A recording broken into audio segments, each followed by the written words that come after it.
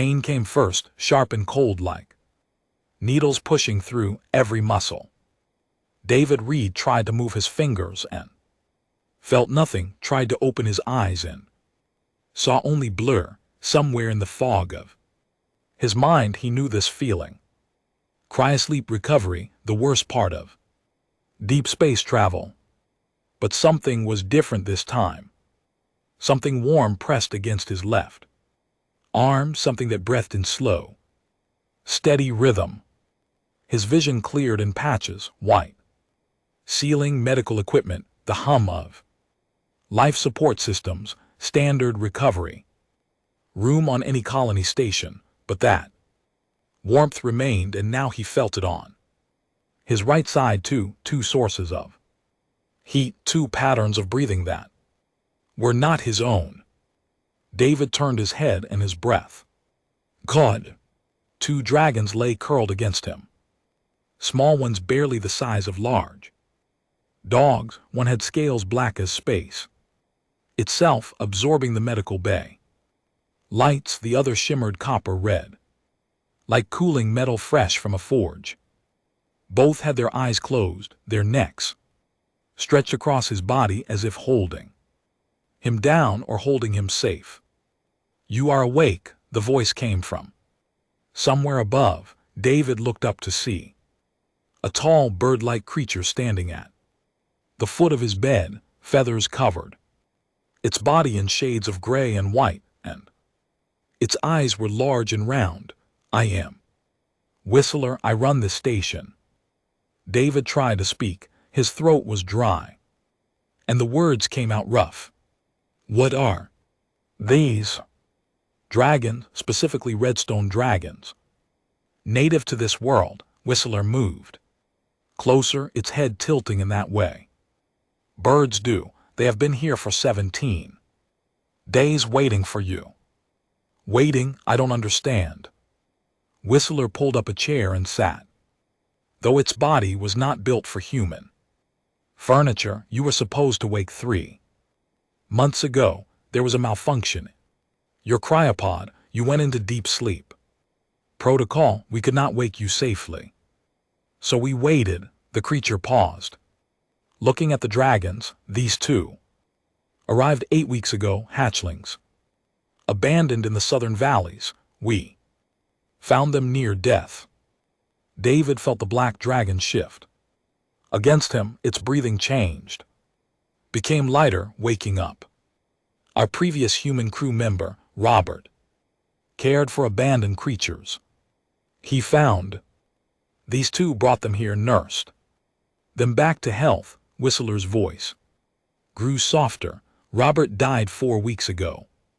Heart failure, very sudden." The dragons grieved. They stopped eating, stopped responding to anyone. The copper dragon's eyes opened.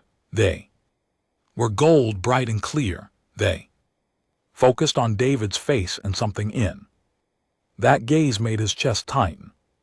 "Then they found your pod," Whistler continued. "We do not know how, but they came to the medical bay and would not leave. They lay beside your pod day and night. They started eating again, small amounts, just enough to survive. They were waiting for me, but I never met them. I never met Robert." "No, but you are human, and Robert was human. Perhaps that is enough for them." The black dragon lifted its head. Its eyes were silver like twin moons. It looked at David with the same intensity as its copper brother. Both dragons began to purr, a sound like distant thunder mixed with the rumble of engines. David reached out slowly. His hand shook from the cryosleep weakness, but he managed to touch the black dragon's head. The scales were warm, smooth. Nothing like he expected. The dragon closed its eyes and pressed into his palm. "What are their names?" Robert called them Pitch and Cinder. "The black one is Pitch, the copper is Cinder." As if responding to their names, both dragons moved closer. Cinder climbed onto David's chest, careful with its claws. Pitch remained at his side, its tail wrapping around David's arm. They were heavy, solid, real. "I don't know anything about dragons," David said. "I'm just a colonist. I was coming here to work in the mining survey team." "That may be true," Whistler stood, smoothing its feathers, "but these dragons do not care about your job. They care that you are here, that you are human, that you are alive." David looked down at Cinder. The dragon's eyes were half closed now. Peaceful, its breathing had slowed, again matching the rhythm it had before. David woke like it could finally rest. Now that he was conscious, what happens if I can't take care of them? Whistler walked toward the door, then paused. "They have not eaten a full meal. Since Robert died, they have lost weight." The medical staff tried everything. Other humans on the station tried to bond with them. Nothing worked. The bird creature looked back at David. "You have been awake for 5 minutes and they are calmer than they have been in a month. I think you already are taking care of them." The door closed, leaving David alone with the dragons. He laid his head back on the pillow and felt the weight of 2 small lives pressing against him, depending on him, trusting him in a way he did not understand and definitely did not deserve. Pitch made a small chirping sound and nuzzled closer, Cinder's tail wrapped around David's wrist, gentle but firm. David had lost everything once before. His family, his home, everything he loved. He came to this colony to start over, to disappear into work and routine and forget. But here were 2 creatures who had also lost everything, 2 small dragons who decided he was worth waiting for. He raised his hand and stroked Cinder's neck. The dragon's purring grew louder. Maybe forgetting was not what he needed. Maybe what he needed was right here, breathing warm against his skin, refusing to let him face the world alone. "All right," David whispered, "I guess we're doing this together." Both dragons' tails twitched, almost like a response, almost like agreement. The medical bay lights dimmed for station night cycle. David closed his eyes, and for the first time in years, he did not sleep alone. 3 days passed before David could walk without assistance. His legs remembered how to work slowly, painfully. Pit and Cinder never left his side. When he fell the first time, they caught him, their small bodies surprisingly strong. When he tried again, they walked pressed against his legs, providing balance. The station medical officer, a 6-limbed creature named Spinner, watched with obvious confusion. "They act like you raised them from eggs," she said, checking David's vital signs. "Dragons normally take months to bond. These 2 bonded with you unconscious." David sat on the exam table while Cinder climbed into his lap. The dragon was heavier than it looked, all muscle under those copper scales. Whistler said they imprinted on Robert. "Yes, but Robert earned that bond. He saved them, fed them, taught them." Spinner made a note on her data pad. "You just existed near them. That should not be enough." But it was enough. David did not understand it either, but every time he looked at the dragons, he saw trust in their eyes, complete, absolute trust. It terrified him. That night, alone in his assigned quarters, David sat on the floor and let himself remember the last time someone trusted him completely. His daughter, Anne, 8 years old, bright smile always reaching for his hand. The colony disaster had come without warning. Hull Breach in the residential sector. Explosive. Decompression. He was off shift in the commercial district by the time he got there. Everyone was gone. His wife, his daughter, 43 other families, all gone in 90 seconds. He became an emergency responder after that, dedicated himself to saving others, to being useful, to never failing again. But the grief followed him everywhere, so he requested transfer to the furthest colony he could find. Redstone 7, edge of known space, a place to disappear. A scratching sound at his door pulled him back to the present. He opened it to find Pitch and Cinder sitting in the hallway. Cinder held something in its mouth, a blanket from the medical bay. "You're supposed to sleep in the habitat Spinner made for you," David said. Pitch chirped and pushed past him into the room. Cinder followed. They went straight to the corner near David's bed and curled up together, still holding the blanket. David sighed. "Fine, but this is temporary."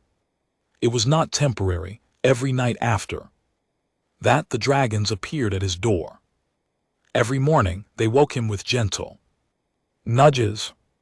They learned his routine faster than he learned theirs. When he ate, they ate. When he rested, they rested.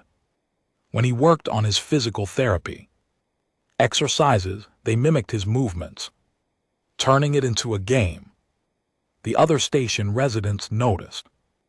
David heard them talking in the cafeteria, saw them watching as he walked through the corridors with two dragons trailing behind him. Most seemed fascinated, a few seemed concerned. "You're getting attached," said a voice behind him one evening. David turned to find a reptilian security officer named Scales watching him. The officer's species had rough green skin and eyes that did not blink. "That's dangerous." David was in the recreation area, throwing a rubber ball for Pitch and Cinder. They chased it together, crashing into walls and each other, making sounds that might have been laughter. "I'm just taking care of them." "No, you're parenting them." Scales moved closer, its voice low. "I've seen humans do this before. You find broken things and try to fix them. But dragons aren't human children. They grow fast. In 6 months they'll be bigger than you. In a year they'll be dangerous." "They're not dangerous." "Not to you maybe, but what about everyone else?" Scales gestured around the station. "What happens when they decide someone is a threat to you? What happens when their protective instincts override their training?" David watched Cinder bring the ball back, dropping it at his feet and looking up expectantly. "Then I'll teach them control." "You think you can teach what their species spent millions of years evolving? You think your human feelings are enough?" "I think," David said carefully, "that these dragons have already lost everyone they cared about. I'm not going to abandon them because they might become inconvenient." Scales stared at him for a long moment.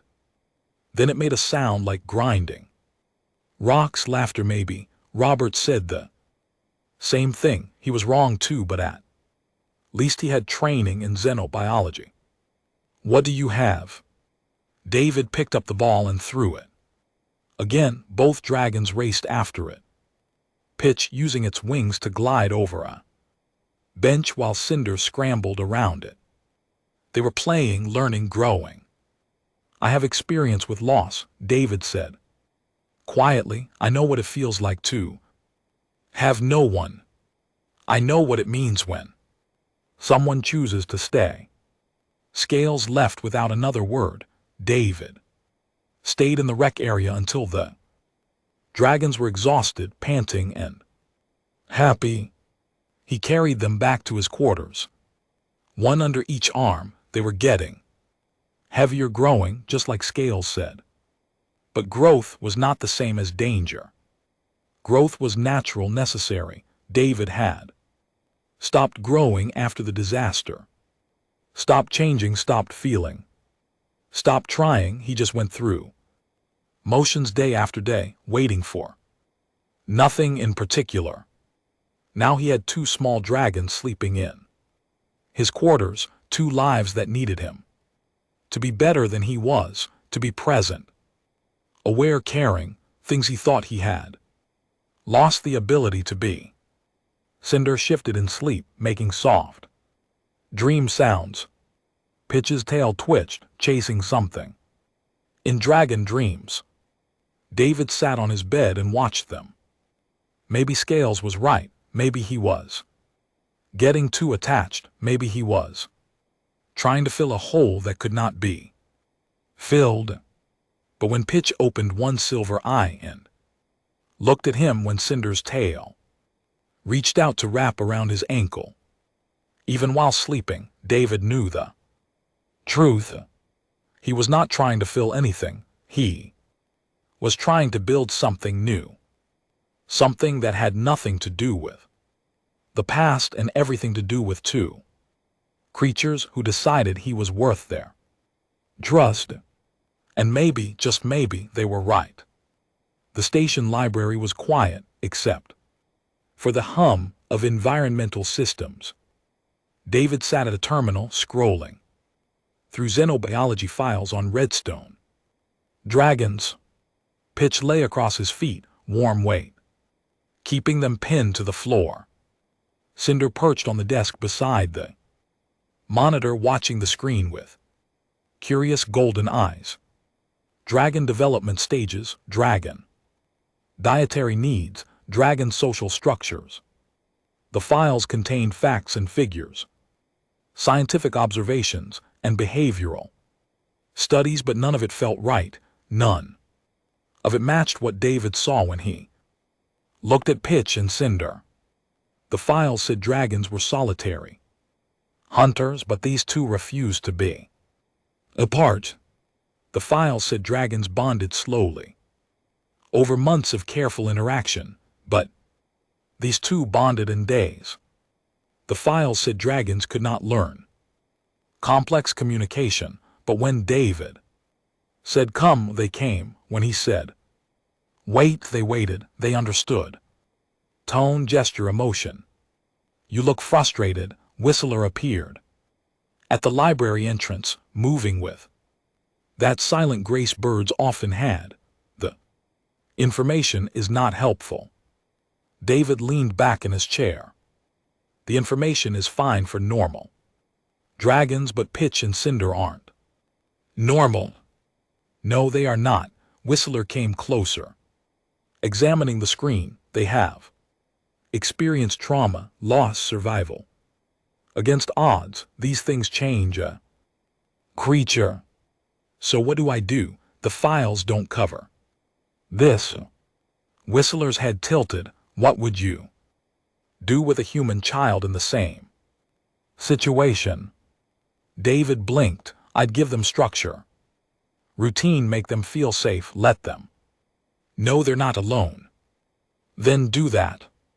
But they're dragons, not humans. Yes, but pain is pain, loss is loss. Whistler touched Cinder's head gently. With one wing tip, the dragon purred. Robert understood this. He treated them as individuals, not as specimens. Perhaps you should do the same. After Whistler left, David closed the scientific files. He opened a blank document instead and started writing. Not research, a schedule, times for meals, for play, for rest, activities that would challenge them, teach them, help them grow, not based on dragon studies, based on what felt right. The next morning, David introduced the new routine. Breakfast at the same time each day. Then exercise in the station's cargo bay, where there was space to run and fly. Pitch and Cinder took to it immediately. racing each other across the open floor, using their wings to leap higher and higher. Other station members gathered to watch. The spectacle drew a crowd. David noticed Spinner taking notes, her 6 limbs moving in rapid patterns across her data pad. After exercise came training, simple commands at first: come, stay, gentle. David used hand signals along with words, giving them multiple ways to understand. Pitch learned faster with gestures. Cinder responded better to vocal tone. They were different even though they were brothers. Remarkable, Spinner said during one session, they understand context. Watch, she pointed to how Cinder would bring objects to David, but only when David gestured a specific way. That's problem-solving behavior, advanced cognition.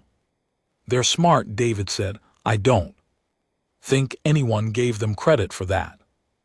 Robert did, but he was one human, one voice. Spinner made more notes. You're proving his theories correct. Dragons can learn, they can adapt, they simply need the right teacher. The afternoon was for socialization. David brought Pitch and Cinder to different parts of the station, introducing them to other residents. Some species were nervous at first. Dragons were predators after all, but the dragons remained calm, curious, friendly. They learned which species liked to be touched and which preferred distance. A small furry creature named Tuft was terrified initially. It hid behind David, trembling, but Cinder approached, slowly, keeping low, making soft sounds. It took 20 minutes, but eventually Tuft reached out and touched Cinder's nose. The dragon stayed perfectly still. Patient. How did you teach them that, Tuft asked, voice high and squeaky. I didn't, David admitted. They just understood they needed to be gentle. Evenings were quiet time. David would read to them human stories from Earth. He did not know if they understood the words, but they listened to his voice. Sometimes he would talk about his old life, about Anne, about his wife, about the home he lost. The dragons would curl close and listen. One night, 3 weeks into the new routine, something changed. David was telling a story about Anne learning to ride a bicycle, how she fell the first time, scraped her knee, cried, how she got back up and tried again. Pitch made a sound, not a chirp or a purr, a word clumsy, rough but clear. Duh. David stopped mid-sentence. What did you say? Pitch tilted its head. Da-da. Cinder perked up. Duh-ya. They were trying to say his name, trying to talk. David's hands shook. He reached out and touched Pitch's head, then Cinder's. Yes, David, I'm David. David, Cinder said, the syllable strange in its mouth, but recognizable. David, Pitch echoed. Spinner would want to know about this immediately. The scientific implications were enormous. Dragons did not speak. Every study said they could not form human sounds. But David did not call Spinner, not yet. This moment was his, theirs. Good, he whispered, that's very good. Both dragons pressed close, their warmth surrounding him. They smelled like copper and stone, like something old and wild, but their eyes held something new. Understanding, connection. The files said dragons could not bond deeply with other species. Said they could not learn language, said they were beautiful but simple creatures.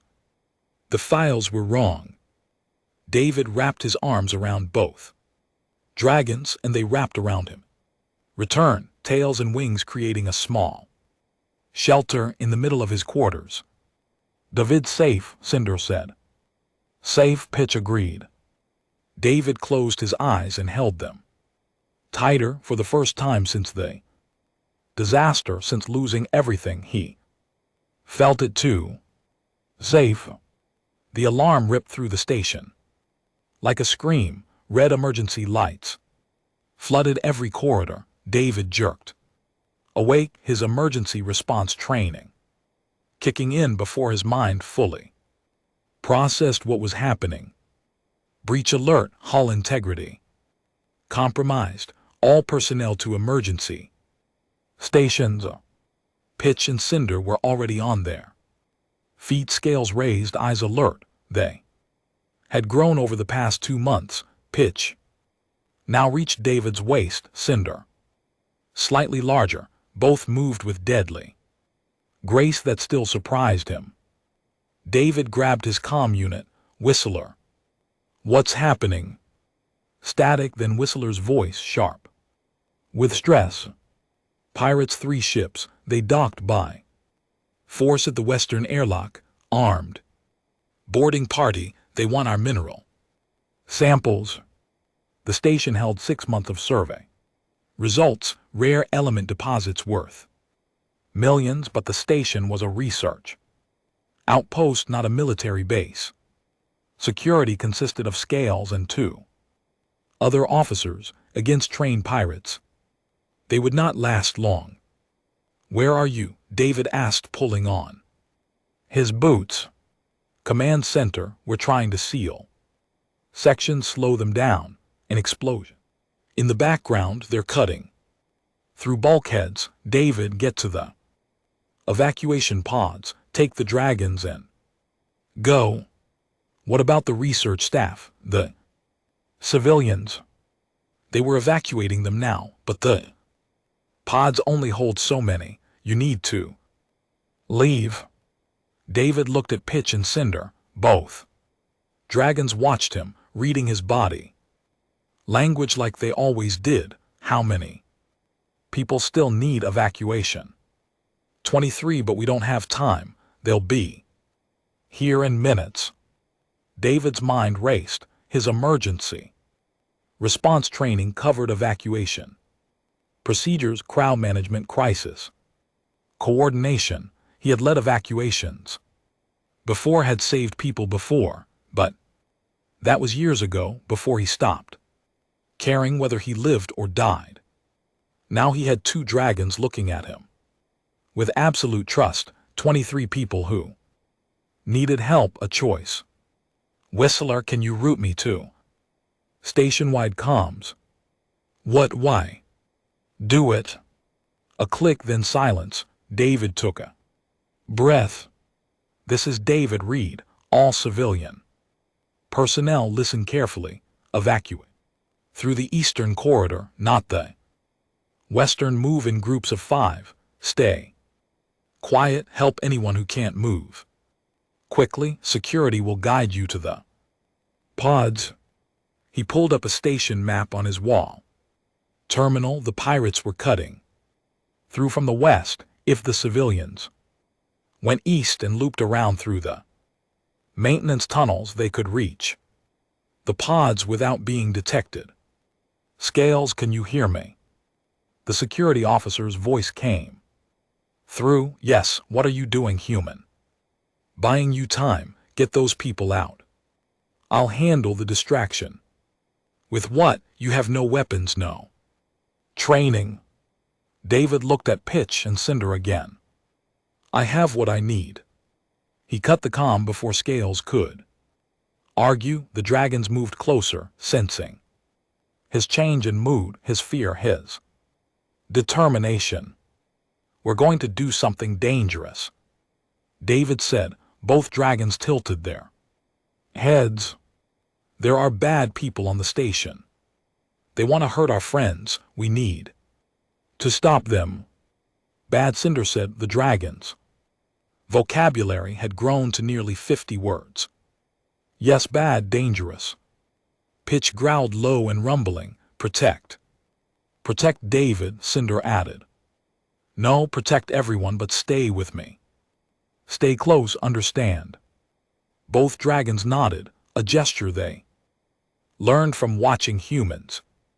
David led them through the corridors, toward the western section. His heart hammered. This was insane. He was not a fighter. The dragons were young, untested in real combat, but someone had to slow the pirates down. Someone had to give the civilians time to escape. They reached the junction near the western airlock. David could hear voices, rough, speaking in a language he did not recognize. He peered around the corner. 5 pirates, heavily armored, carrying plasma cutters and rifles. They were forcing open the door to the mineral storage vault. David stepped into the corridor. You're in the wrong section. Minerals are kept in the eastern vault. The pirates turned. One laughed, helpful. Civilian, how nice. The translator made its voice mechanical. Move along before you get hurt. Can't do that. David's voice was steadier than he felt. This is my station, my home.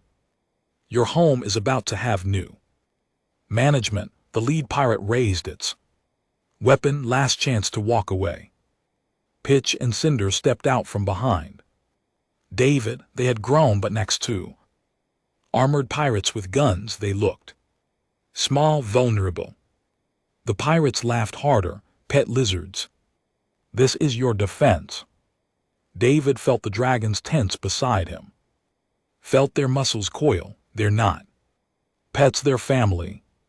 The lead pirate aimed at David. Then they can watch you die. Everything happened in 3 seconds. Pitch launched forward, wings spread, moving faster than David had ever seen. The dragon hit the lead pirate's arm, knocking the rifle aside. The shot went wide, burning a hole in the wall. Cinder went for the second pirate, claws finding gaps in the armor, pulling the creature off balance. David grabbed a fire extinguisher from the wall and sprayed it at the third pirate's helmet, blinding it. Pitch used its tail to sweep the legs out from under the 4th pirate.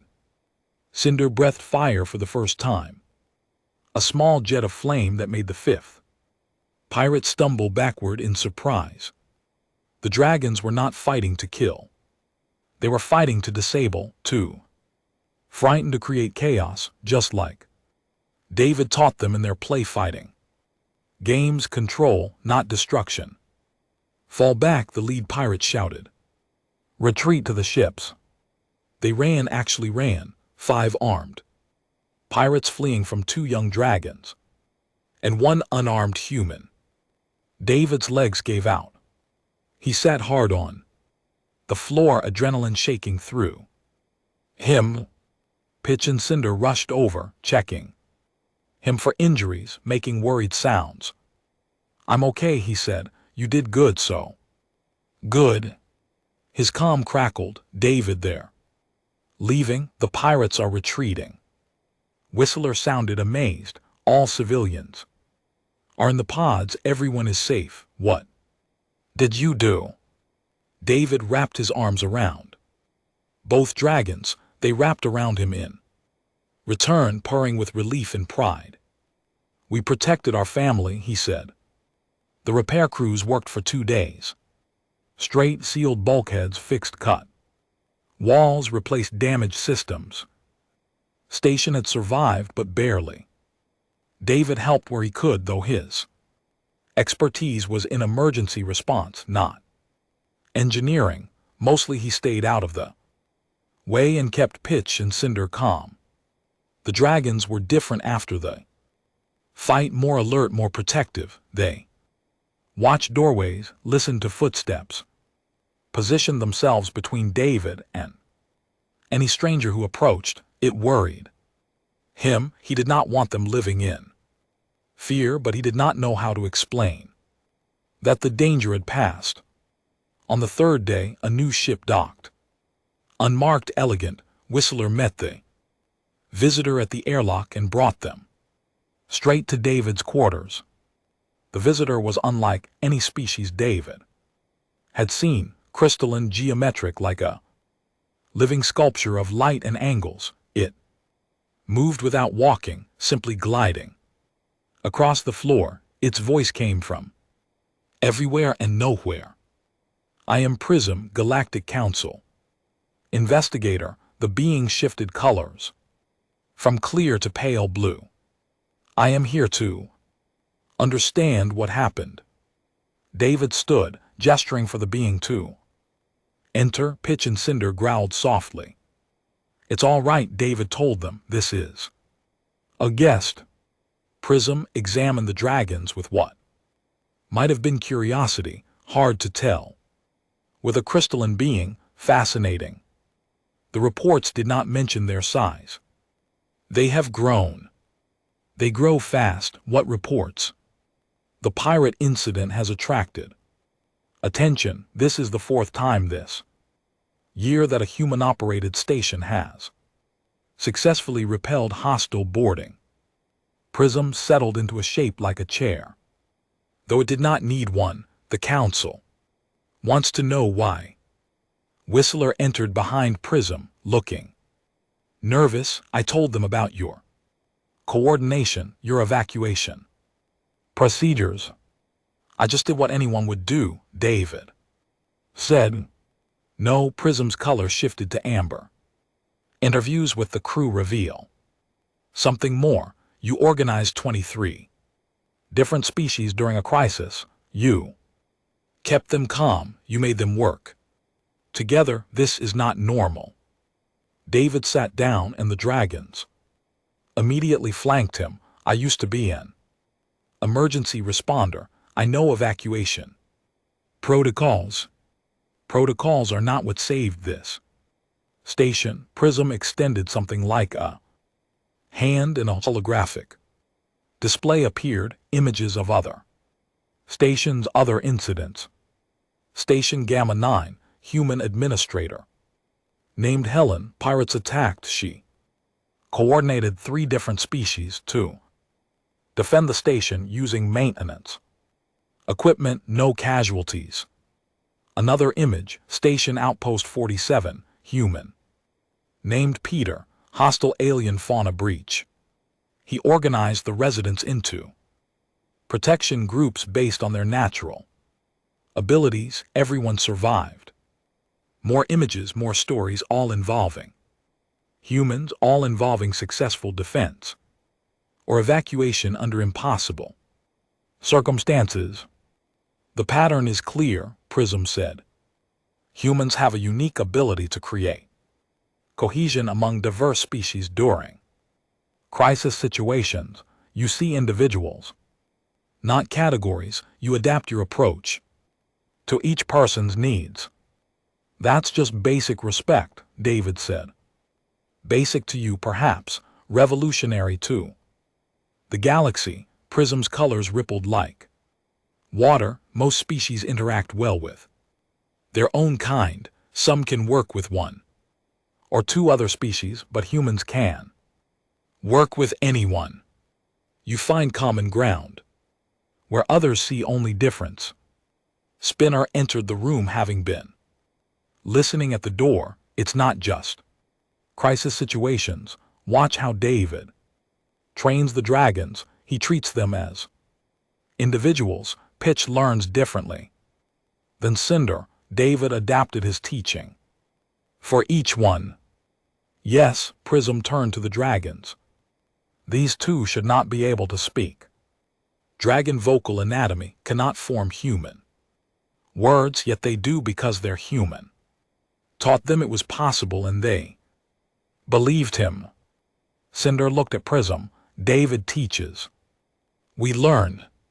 See, Spinner's multiple limbs gestured excitedly. That sentence structure. That understanding of cause and effect. No dragon has ever demonstrated this level of cognition. Because no one asked them to, David said quietly. Everyone assumed they couldn't, so they never tried. Prism shifted to deep purple. Precisely, and this is why I am here. The Galactic Council wants to establish integration training facilities, places where different species can learn to work together. We want humans to lead these programs. David blinked. What? You would teach other species what you did here, how to see beyond surface differences, how to build teams from diverse individuals, how to create bonds that transcend biology. I'm not a teacher, I'm just a guy who woke up with 2 dragons and tried to take care of them. That humility is exactly why you are qualified, Whistler spoke up, moving closer. You don't think you're special, you just do what feels right. That's what we need. David looked at Pitch and Cinder. They looked back with those trusting eyes. I don't know if I can do this, I'm still figuring things out myself. You lost your family, Prism said gently. Your species file includes that information. You came here to hide from pain. David's chest tightened. Yes. But you did not hide, you found 2 orphans and built a new family. You saved 23 lives during an attack. You united this station in ways Whistler has tried for years to accomplish. Prism's colors became warm gold. You turned your pain into purpose. That is the human gift. Pitch leaned against David's leg. David said, "No, I'm okay." He touched the dragon's head. "Just thinking." "Think hard?" Cinder asked. "Very hard." Both dragons pressed closer, their way of offering comfort, their way of saying they were there no matter what he decided. Prism stood, or rather shifted to standing height. "You do not need to answer now. Consider it, discuss it with your family." The being gestured to the dragons. "They are family, yes." David wrapped his arms around Pitch and Cinder. "Yes, they are." "Then ask them, they seem wise." After Prism left, David sat with the dragons for a long time. "What do you think?" he asked them. "Should we help others learn what we learned?" Pitch tilted its head. "Help others. Teach them like I taught you." Cinder's tail twitched thoughtfully. "Others alone like we were alone." "Some of them, yes." "Then help," Pitch said firmly. "Everyone should have family." David smiled. Trust 2 young dragons to cut through his doubts with simple truth. Everyone should have family, even broken people like him. 4 months later, the station looked completely different. New wings had been added, expanded habitat areas, training facilities, observation rooms. What was once a simple mining research outpost had become something unprecedented in galactic history. The integration training facility, the first of its kind. David stood at the observation window, overlooking the main training area. Below, 15 different species worked together on a coordination exercise. Small furry creature from an ice world, paired with a methane-breathing giant from a gas planet. A bird-like species, similar to Whistler, worked with an aquat being in a mobile water suit. Unlikely partnerships, finding ways to communicate despite every difference. Pitch and Cinder helped with the training. Now they had grown large, nearly the size of horses. Their scales had deepened in color. Pitch's black absorbed light completely. Cinder's copper gleamed like molten metal. But despite their size and strength, they remained gentle with the trainees. David watched Cinder work with a nervous insectoid whose species had been prey to dragons for millennia. The dragon lay flat on the ground, making itself smaller, less threatening, letting the insectoid approach at its own pace. teaching through patience what words could not convey.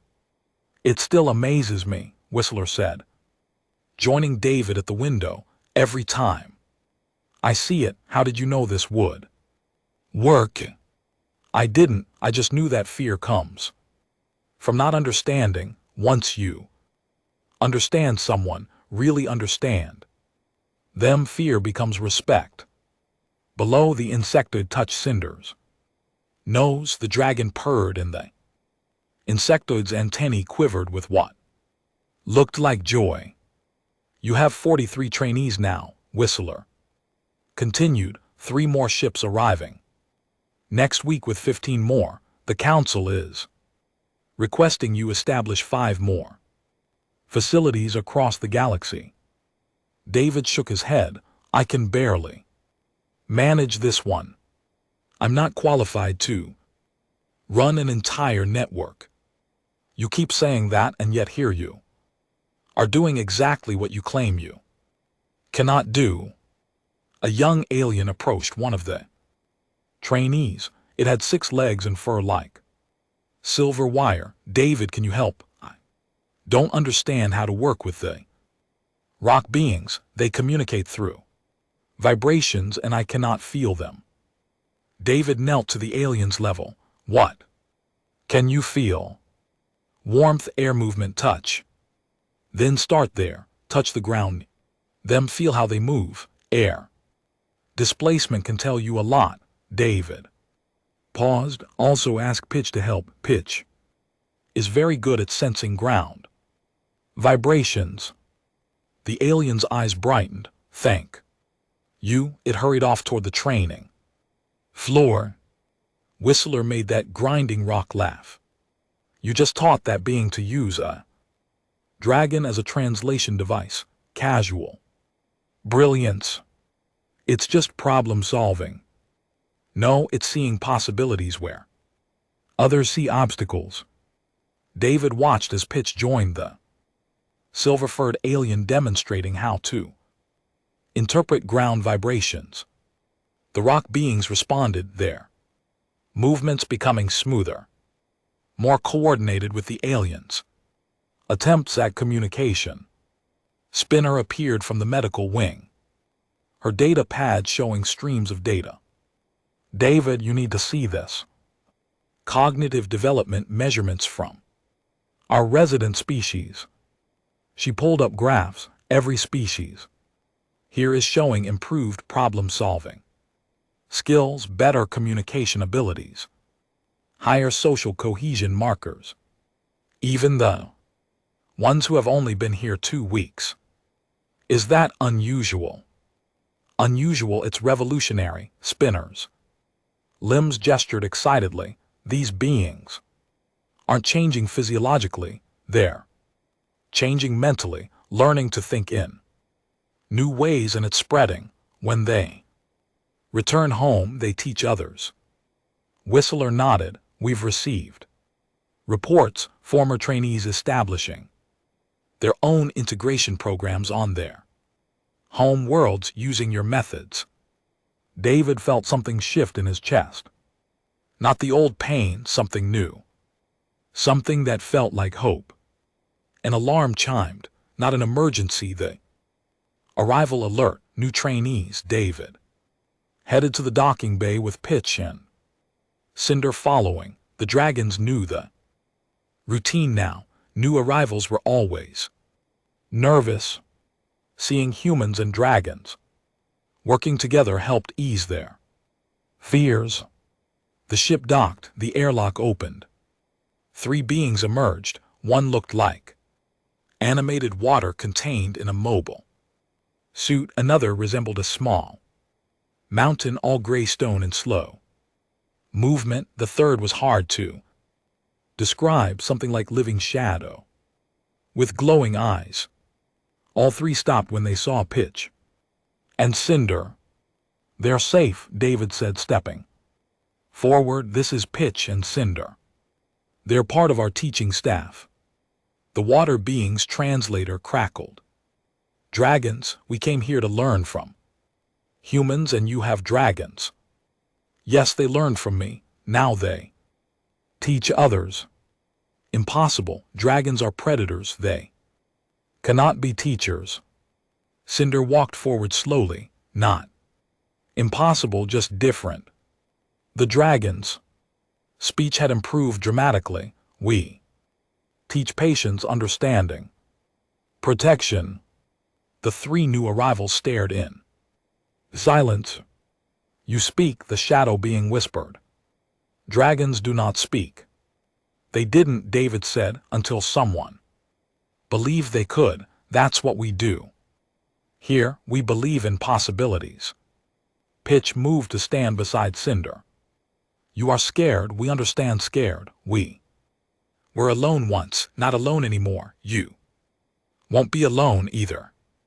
The stone being, who had not spoken yet, made a sound like grinding consonants. This place, what is it really? David smiled. It's a place where lost things find purpose, where different becomes family, where we learn that what separates us is nothing compared to what we can build together.